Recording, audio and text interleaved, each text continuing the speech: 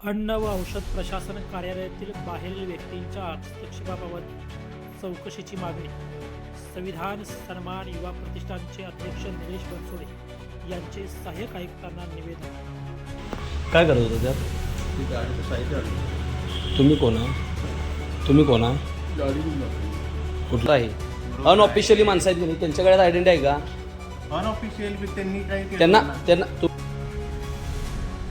आपण पाहत आहात न्यूज ग्रेट महाराष्ट्र आणि या जर चॅनलवर आपण नवीन असाल तर हे चॅनल लाईक शेअर सबस्क्राईब करा.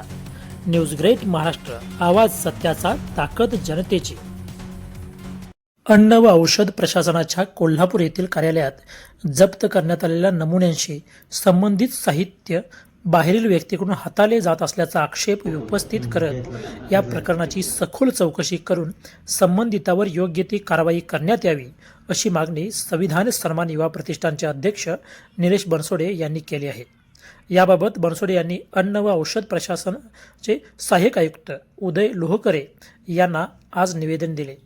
निवेदनात नमूद केल्यानुसार सोमवार दिनांक 17 ऑगस्ट 2026 रोजी दुपारी 12 वाजण्याच्या सुमारास अन्न व औषध प्रशासनाच्या कार्यालयात जप्त करण्यात आलेल्या सॅम्पलशी संबंधित साहित्य एका बाहेरील व्यक्तीकडून हाताळले जात असल्याचे निदर्शनास आले. याबाबत विश्वजित शिवाजी गुजर याच्याकडून विचारणा केली असता संबंधित व्यक्तीची गाडी कारवाईसाठी भाड्याने घेण्यात आल्याचे सांगण्यात आले. निवेदनात नमूद करण्यात आले आहे. मात्र केवळ वाहन कारवाईसाठी भाड्याने घेतले असल्यास संबंधित वाहन कोणाकडून, कोणत्या प्रक्रियेद्वारे आणि कोणत्या अधिकृत कागदपत्रांच्या आधारे भाड्याने घेण्यात आले आहे याची माहिती प्रशासनाने स्पष्ट करावी अशी मागणी करण्यात आली आहे.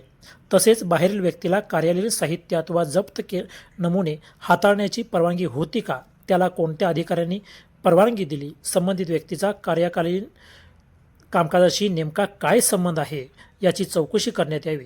या प्रकरणात नियमबाह्य प्रकार आढळल्यास संबंधित अधिकारी, कर्मचारी तसेच मदत करणाऱ्या व्यक्तीवर नियमानुसार कडक कारवाई करावी अशी मागणी निवेदनाद्वारे करण्यात आली आहे.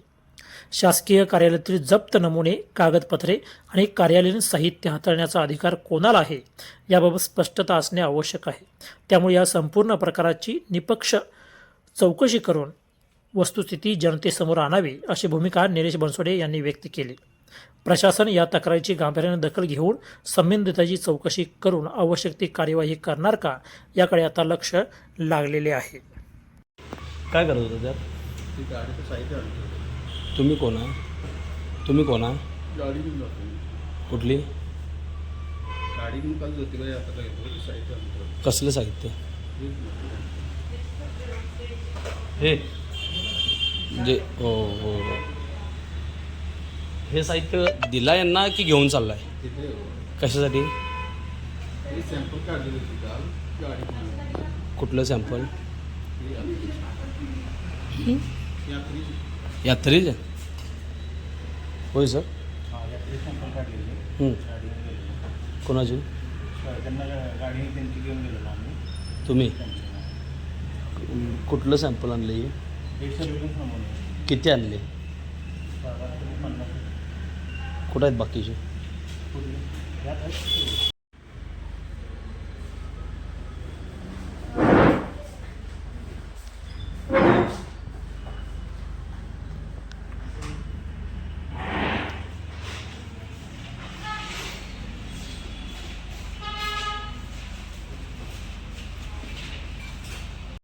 एकंदरीत तुकाराम मुंडे यांनी एफडीएचा पदभार स्वीकारल्यापासून संपूर्ण महाराष्ट्रभर कारवाईचा धडाका सुरू आहे.